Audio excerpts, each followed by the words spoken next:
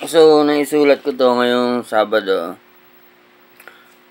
Sabado de Gloria.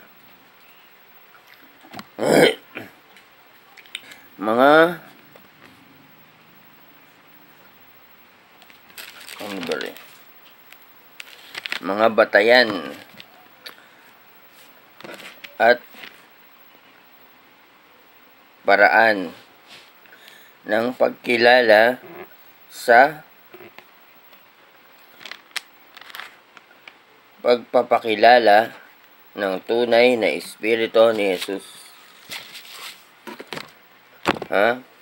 Ulitin natin. Mga batayan at paraan ng pagpapakilala sa pagpapakilala ng tunay na Espiritu ni Jesus. So, napapansin nyo bakit minsan na marami nagpapakilalang si Jesus, di ba? Bilang tao. Mangyayari 'yon. Si Jesus magiging tao na walang kapangyarihan na mga tulad ng mga sahimala. Ngayon, hindi natin alam kung saan siya lalabas. Pero ang sigurado, sa Asia. Hindi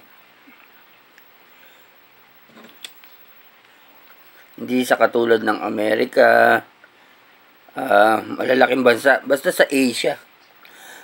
Sa Asia lang siya lalabas. Dun sa mga bansang sinakop katulad noon. Kung yung bansa nila sinakop katulad ng Pilipinas, maaari nga si Jesus, yung espiritu niya, bumaba mula sa langit papuntang Pilipinas sa isang katawan ng tao. Kasi ang espiritu ni Jesus bababa lang yan. Hindi naman namatay na si Jesus buhat nung siya nabuhay. Pinatay sa 1,000 taon. Hindi na siya namatay, na mahinga lang siya ng isang araw sa langit, dito sa lupa 1,000 taon. So, marami nagpapakilala na si Jesus. Sila halimbawa sa Asia, sa mga Saudi, ganun. Dahil ang Espiritu ni Jesus ay bumababa yan. Ngayon, sa bawat tao na magpapakilala si Jesus sa lahat ng Asia,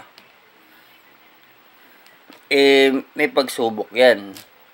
May pagsubok yan na dapat malampasan ng mga tao na yun.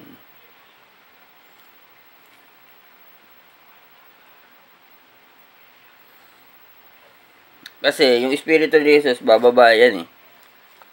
Yung mga katawan na yun, iginayak talaga ng Diyos yun. Napapasukin niya.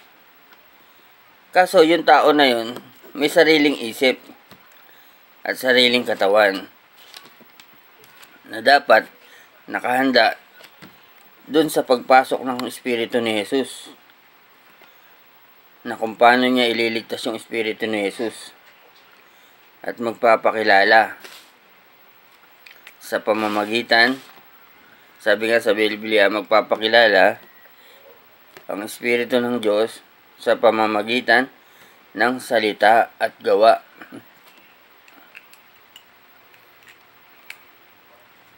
So, ito yung mga mga batayan, excuse me. No. Maaaring baliwalain nyo lang to, pero kung sa panahon na dumating yung panahon na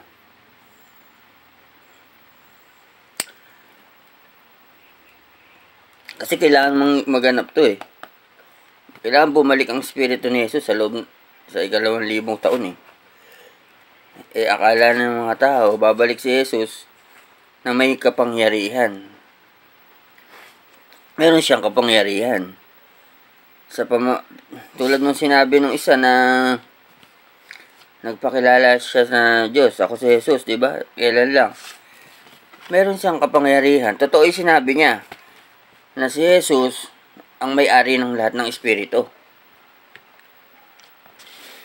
Siya nga yung way, di ba? Para makarating sa buhay na walang hanggan. Si Jesus, ang buhay na walang hanggan. Lahat ng mga sinabi ng lalaki na yun, totoo yun.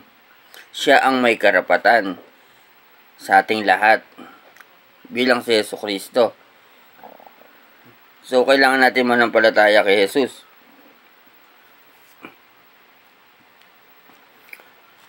Yun nga lang, hindi niya nalampasan yung mga pagsubok o hindi niya nailigtas ang Espiritu ni Jesus. Kaya siya ay na-fail, natalo ng masamang espiritu. Kaya ganun ang kinalabasan niya. Nagmukha siyang siraulo sa harap ng mga tao. Kasi hindi niya nalampasan at hindi niya naipaliwanag kung bakit nangyayari sa kanya yon. So, ito ang una,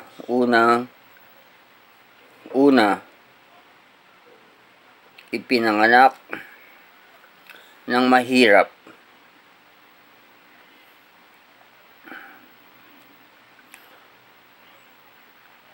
Yung tao dapat na yun, ipinanganak ng mahirap. Kasi, yung si Jesus, sa lahat ng mga Diyos, nung una pa man, hindi siya ipinanganak bilang Diyos na mayaman.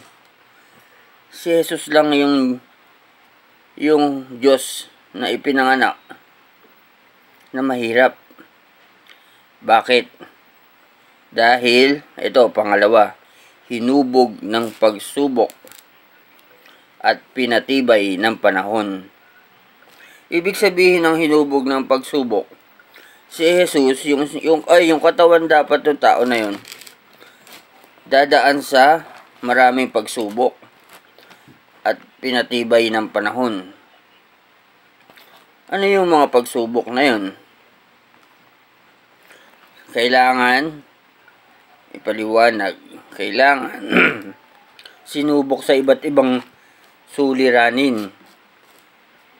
Mula bata hanggang sa pagkatanda. Paliwanag.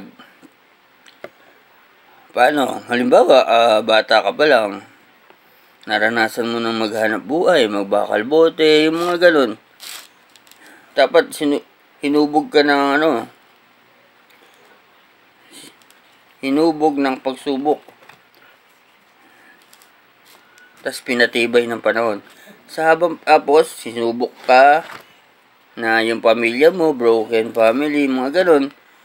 Mga bagay na bata ka pa lang, habang naghahanap buhay ka, hinapi ka ng ibang tao. Basta, kailangan hinubog ka ng pagsubok at pinatibay ka ng panahon.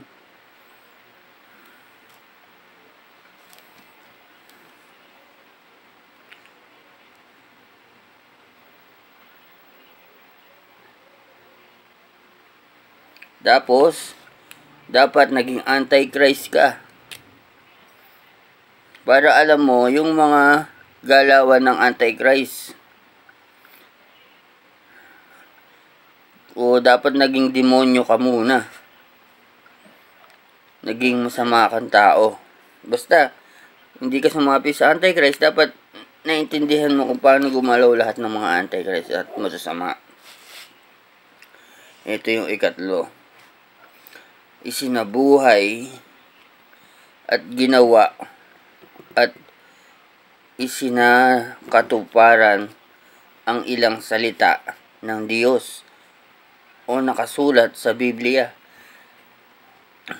So, halimbawa, habang ikaw tumatanda ka, kailangan kahit paano ikaw natuto kang magbasa ng Biblia. Ako nung natutong magbasa ng Biblia nung lumaya ako Lumaya ako nung dati. Matanda na rin, medyo may edad na rin ako noon. Siguro mga 20 plus, ganun. Nung malaman ko yung unang salita ng Biblia, o isang verse o isang talata, hanggang sa may nagbigay sa akin ng Biblia, ganun. Binasa ko, tapos habang binabasa ko, halimbawa, binabasa ko, nangyayari sa buhay ko. Halimbawa ako, pumupunta ako sa iba't ibang lugar. Tapos sa mga kaibigan ko, sinishare ko yung salita ng Diyos. Nang hindi ko alam kung bakit ko ginagawa yun. Tapos nabasa ko ganito. Pumunta raw ako sa isang lugar na hindi nakakarinig ng mga salita ng Diyos. At sabihin yung mga salita ng Diyos sa kanila. Tapos, pagka hindi sila, halimbawa ganito, kumatok ka sa mga pintuan nila, pumasok ka, tapos pag hindi sila nakinig sa'yo, sabi ng Diyos, ako nang bahala sa kanila, ipagpag mo lang yung 3 beses yung paa mo, ako nang bahala sa kanila. Yun pala, ba't ko ginagawa yung ganon? Kasi, yun pala yung nakasulat sa Biblia. Yun yung isinakatuparan. Yung salita ng Diyos. Marami pa, napakarami kong naisakatuparan ng salita ng Diyos. Pang-apat,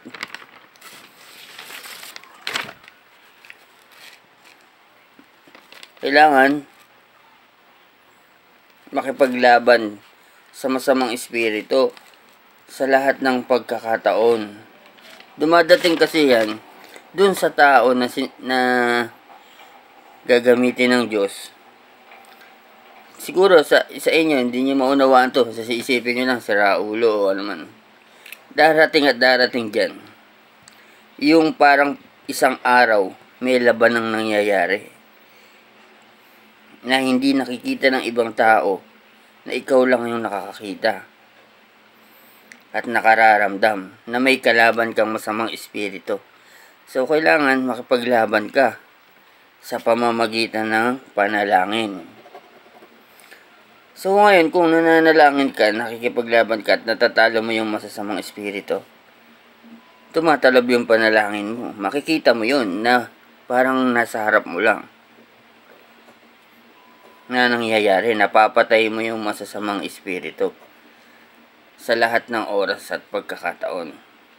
Kasi hindi mo alam kung kailan darating yung labanan. Meron dun time na ikaw parang mamamatay ka pag hindi mo tinalo yung masamang espiritu na yun.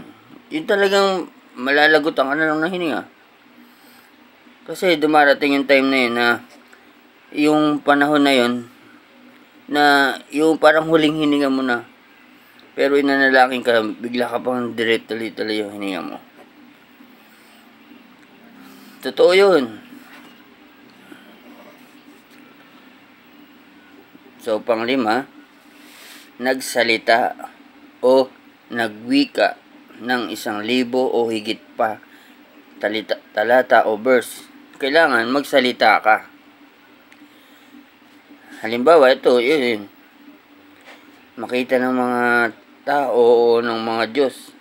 May mga husgado kasi yan. Halimbawa, sila, yung espiritu nila Moises, Noe, lahat ng mga apostol, sila yung husgado na si Jesus ay bumalik na.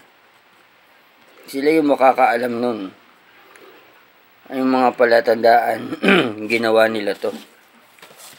Ginawa ng tao na yun. Kasi, tao yun eh. Wala pang espiritu ng Diyos dun. Wala pang espiritu ni Jesus dun. Kaya tao. Inihahanda pa lang yung katawan na yun kasi bababa pa nga lang yung espiritu ni Jesus eh. Dun sa katawan ng tao na yun. Kasi parang games yan eh. Darating na lang yung isang araw, mararamdaman mo na bumaba yung espiritu ni Jesus sa katawan mo. Parang games na nag-start yan. Parang kang nagbukas ng isang games, tapos nag-start. Biglang bumaba yung espiritu ni Jesus. Yun pala kasi yung time na kailangan ng bumaba ni Jesus. Yun yung time na 2,000 taon. Yun yung natapos na yung pamamahinga ni Jesus mula sa isang araw sa langit dito sa lupa 1,000 taon. Nabababa yung espiritu ni Jesus. Ngayon, Ipaliwanag ko yun mamaya. Nandito pa lang tayo sa nagsalita ng verse ng 1,000 taon. Yung 1,000, kailangan magsalita ka ng verse. Basahin mo yung Biblia. Yung parang ginagawa ko na ba't ko binabasa pala yung Biblia sa harap niyo para maka 1,000 verse. So ngayon, kung di mo ginagawa yon, matatalo ka na nun. Kasi, kaya pala nung dati, laging sinasabi sa akin ng Holy Spirit na kailangan kong bigkasin yung mga salita ng verse. Kailangan, mayroon ako 1,000 beses na masabi na salita ng verse.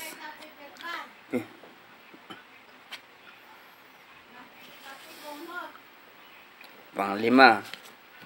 Ayun pala yung panglima, no?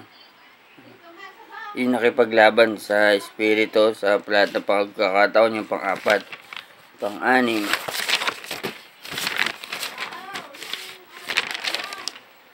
Pang-6. Pabaliktad yung sulat nito.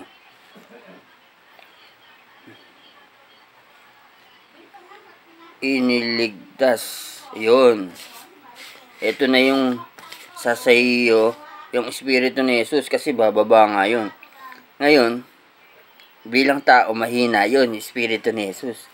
Galing dun sa 1,000 taon. Mawawalan nga siya ng kapangyarihan Galing sa langit. Kasi, susundan siya ng kawal mula sa 1,000 taon. Yung nagpako sa kanya doon, yung mga espiritu ng mga nung mga pumatay sa kanya, mararamdaman na si Jesus bumaba na uli. Susundan ng espiritu ng mga pumatay sa kanya doon, yung mga kawal. Ito, nakalagay, iniligtas at nalampasan ang pagsubok sa pamamagitan ng pagliligtas sa espiritu ni Jesus.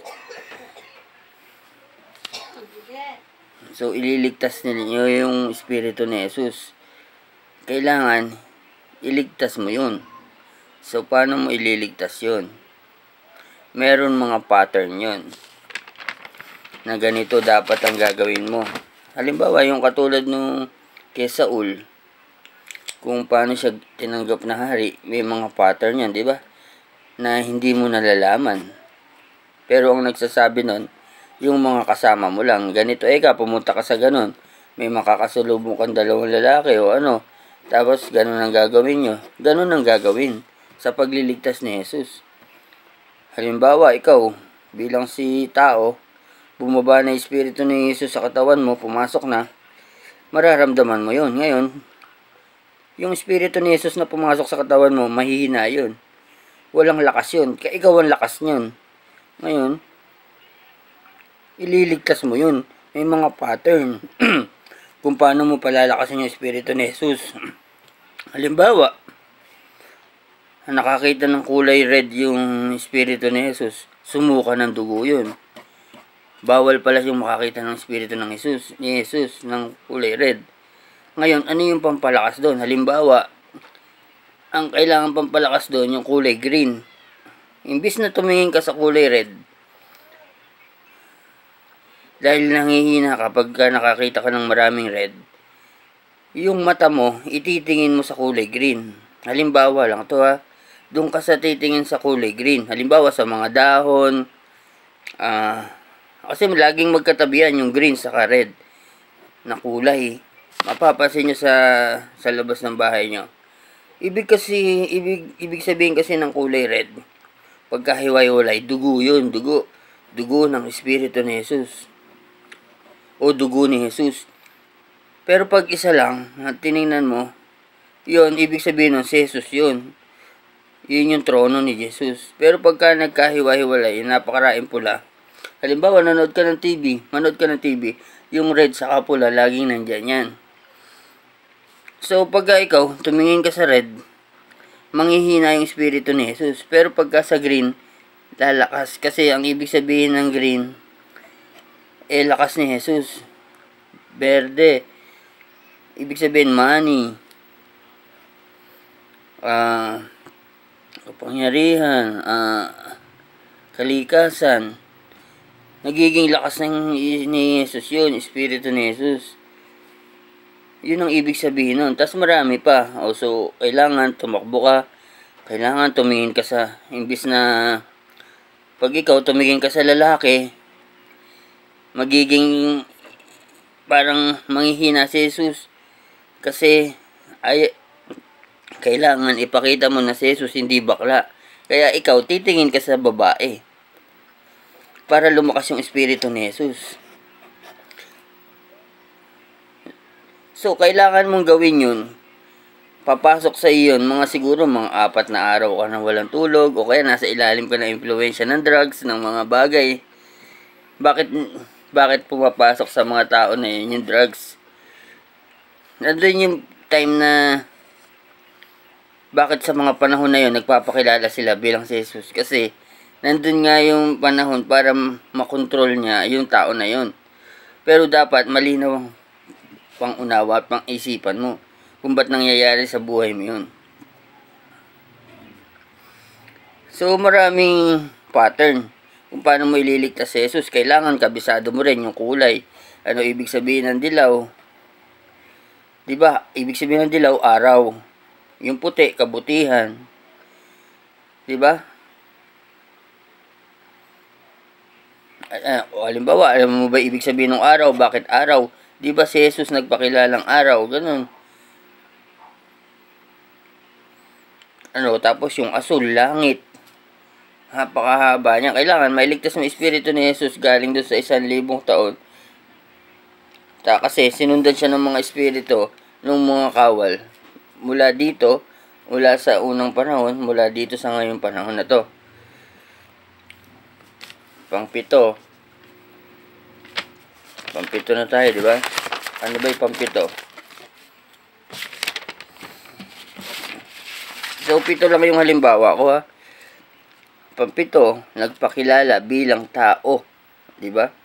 At Diyos sa langit at sa lupa. At sa panahon. Ibig sabihin, panahon ba ito ng mabuti o masama?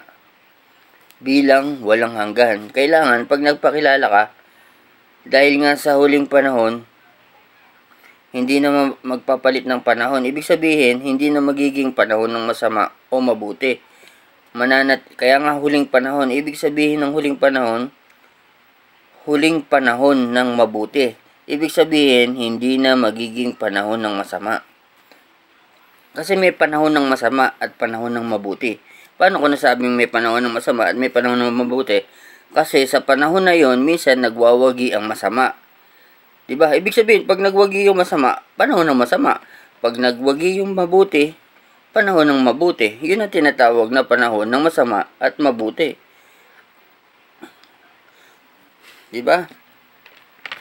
So, minsan nangyayari to. Halimbawa, naging leader nyo bilang pangulo nyo, masama. So, lahat ng ipatutupad niyan at magwawagi, masama. Ang pangulo nyo, masama, hindi naniniwala sa Diyos, o kaya walang pananalig sa Diyos. Lahat ng ipatutupad niyan, masama. Tapos, pagka yung pinatutupad na masama niyan, nangyayari, panahon ng masama. Diba? Kung masama yung pinuno nyo, tapos panahon pala ng mabuti, lahat ng masamang ipatutupad niyan, hindi magyayari, kasi panahon ng mabuti. Kung gusto niyang matupad yung gusto niyang gawin niya, dapat sa mabuting paraan, hindi sa masamang paraan. Kasi nangyayari nga yun. Sabi nga ng Biblia, pag ako nagpadala ng pinuno dyan, isa lang. Halimbawa, sa isang bansa, nagpadala ang Diyos ng pinuno, isa lang. Pagka ang pinatupad niyan, masama, di ba? O mabuti, sundin nyo. Pag di nyo sinunod yan, mananagot kayo sa akin. So, ganun nga, nangyayari nga yun. Na ang Diyos mismong gumagawa ng panahon na magpalit-palit ng panahon ng masama o mabuti. Kasi, pag nagpadala ang Diyos ng masamang pinuno, kailangan sundin nyo kahit masama yung pinapatupad niyan Diba? Pag nagpadala ang Diyos ng Diyos na mabuti, sundin nyo kasi Diyos pa rin na nagpadala nun. So, sabi kasi nga ng Diyos, Sa masama at mabuti, siya ang may likha.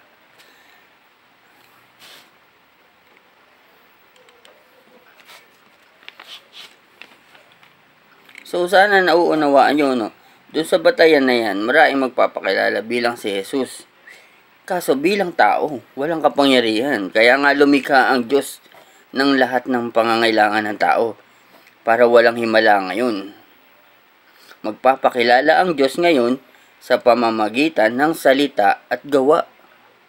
Hindi sa pamamagitan ng kababalaghan na patay, binuhay, may sakit, pinagaling. Wala, hindi ganun. Magpapakilala ang Diyos na si Jesus. Magpapakilala ang Diyos sa pamamagitan ng salita sa Biblia. Kailangan isinakakatuparan niya yan. So, kung nakikipaglaban man ng Diyos, siya lang ang nakakaalam nun. Kung natatalo niya yung masamang espiritu at nagwawagi yung mabuti. Yun lang magiging labanan. Hindi nakikita ng ibang tao yun. Yung tao lang mismo na ginamit ni Jesus ang nakakakita nun. Kaya lumalabas sa ibang tao, may bulong siya. Meron siyang topak. Kasi siya lang nakakakita nun. Na pinapatay niya yung masamang espiritu. Pero hindi nakikita ng tao. Kaya lumalabas sa paningin ng tao, sira ulo yung nagpapakilalang si Jesus.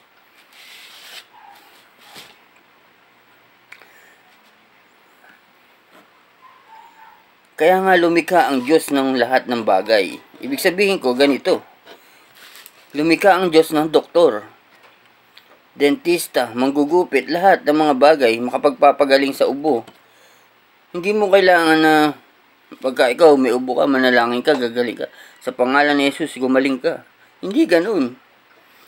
Kung gusto mong gumaling, manalangin ka. Gusto mong gumaling, kailangan pumunta ka sa doktor para uminom ka ng gamot. Kaya nga lumikha ang Diyos ng gamot. Nag-o-opera. Diba?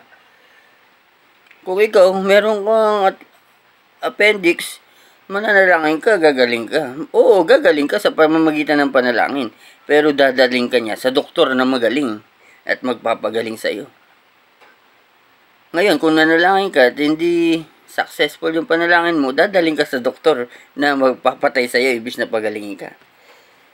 So, lahat ng bagay, nilikha na ng Diyos para walang himala. Halimbawa, di ba, noong unang panahon, tinanggal yung tenga, natanggal. Tapos pinulot ni Jesus, binalik. Wala nang ganun. Ngayon, kung naputol yung tenga mo, sa pamamagitan ng aksidente, kailangan pumunta ng doktor para maikabit kung sakaling buhay pa yung mga cells niya. Walang himala ngayon. So, sana maintindihan natin kung bakit may nagpapakilalang si Jesus, no? Yung pampito, hindi ko pa pala nasasabi, no? Sinabi ko na ba yung pampito? Ito yung pampito. Magpakilala. Nagpakilala bilang tao, Diyos. Di ba kailangan? Yung pala sinabi ko sa panahon ng bilang tao o Diyos sa langit at sa lupa, sa panahon bilang walang hanggan. Kailangan, pag nagpakilala ka bilang si Jesus ka, kailangan proper. Nandun na parang nanalangin ka at nagpakilala. Dapat sa walang hanggang panahon. Kasi hindi na, halimbawa, sa panahon ng mabuti ka nagpakilala, kailangan wala nang ganito. Halimbawa, ako dati. Ako sasabihin ko na yung sarili ko, no? Pasensya na kayo. Dati kasi, nung nagganyan ako, nung katulad na, nagpakilala ko bilang ganito. Ako si Joel Javier Coronel. Nagpakilala ako bilang tao. Ako si Joel Javier Coronel, di ba? Tapos nilagay ko bilang si Jesus. Kasi bumaba na nga yung naramdaman ko nga yun na si Jesus bumaba sa katawan ko. Ako si Joel Javier Coronel bilang si Jesus. Nagpakilala ko bilang hari ng mga hari at Diyos ng mga Diyos. Ngayon, saan? Sa langit at sa lupa. Tapos, bakit ganito? Sa panahon ng mabuti. Sinabi ko, sa panahon ng mabuti.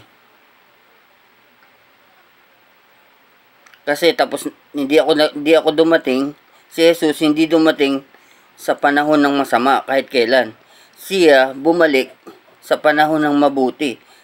Bakit sa panahon ng mabuti? Siya nga yun eh. Siya nga yung palatandaan ng, di ba? Siya yung palatandaan. Di ba laging sinasabi sa Biblia, ako ang wakas at simula. Ako ang wakas at simula. Ibig sabihin nun, dumating siya. Ano yung nagwakas? Wakas ng masama. Tapos dumating siya, simula ng mabuti. Oras na dumating siya, wakas ng masama at simula ng mabuti. Diba? Ano sinabi ko? Sa panahon, ako si Joel Javier Coronel bilang si Jesus, ang hari ng mga hari, Diyos ng mga Diyos, sa langit at sa lupa. Sa panahon ng mabuti. Diba?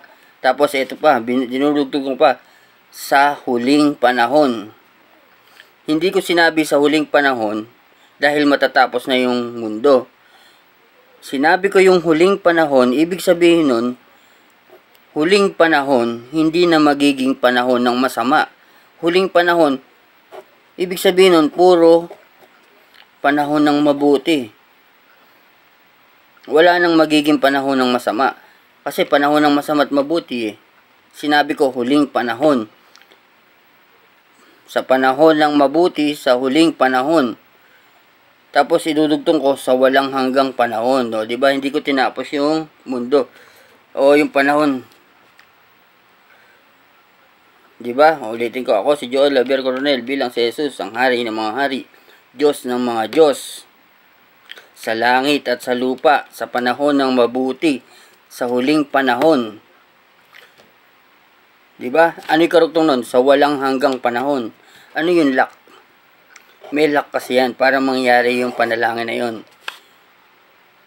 Hingin mo, hingin mo lahat ng gusto mong bagay. Diba? Dun sa sa pangalan ko ibinigay. Sa pangalan ni Jesus. Yun yung lock nung panalangin na yun.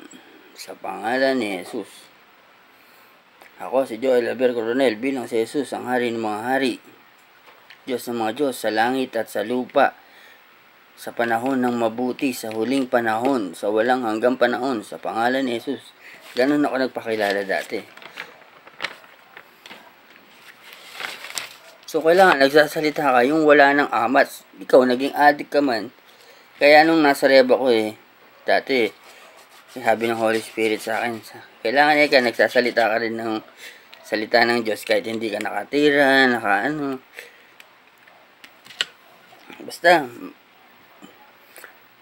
lahat ng bagay na yun, pinractice ko dati pa, sa loob ng kulungan, sa labas ng kulungan, para yung Holy Spirit lang, maintindihan ko lahat ng sinasabi. So, huwag kayong magalit kung bakit may nagpapakilalang sila si Jesus o ako si Jesus, no? So, tunay na mangyayari yan. Kailangan kilalanin ng tao ang Diyos sa pamamagitan ng salita at gawa. Kasi sinabi nga ni Pope Francis dati, wala kang nagpakilala. Natatandaan niyo ba yun? Nung nagsasalita ako dati, unang sabi ko bumalik na kako ang Espiritu ni Jesus. Doon yun, katatapos nga lang na iligtas yung Espiritu ni Jesus nun. Ang Espiritu ni Jesus, sabi ko, bumalik na kako. Kasama pa nga si Solomon at si Lucifer. Silang tatlo yung ginamit na yun, magsama-sama, para magampanan lahat ng dapat gawin. Kasi si Lucifer nga, nagbalik loob sa Diyos. Yung demonyo, hinintay niya ang Diyos kasi nagbasa na si Lucifer ng Biblia Ngayon, alam niya hindi niya kung ikaw matalino ka, alam mo hindi mo kayang talunin ng Diyos. Si Arkanghel Miguel nga, hindi niya natalo eh. E di lalo pang Diyos. Kaya si Lucifer, hinintay niya si Jesus. Tapos pagbaba ni Jesus, tinawag niya si Lucifer. At ang unang bitaw na salita ni Lucifer, Panginoon, maglilingkod po ako sa inyo. Si Solomon naman, yung espiritu ni Solomon, tinawag din ni Jesus. Ngayon, si Solomon, bakit kailangan kasama ni Jesus? Kasi si Solomon, siya yung hari na binigyan ng karunungan ng Diyos Ama. Kaya silang tatlo, si Jesus,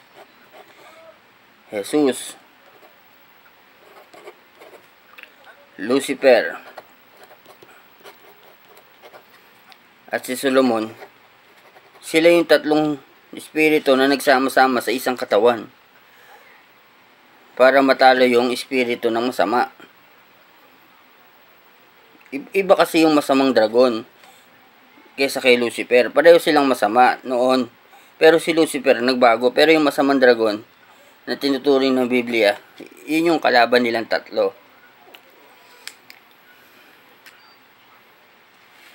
So bakit tatlong lalaki yung lumabas? O bakit? Nung si Jesus, diba, nakapako sa krus, may naglagay ng na puting tuwalya sa mukha ni Jesus, may lumabas na tatlong mukha, tatlong persona.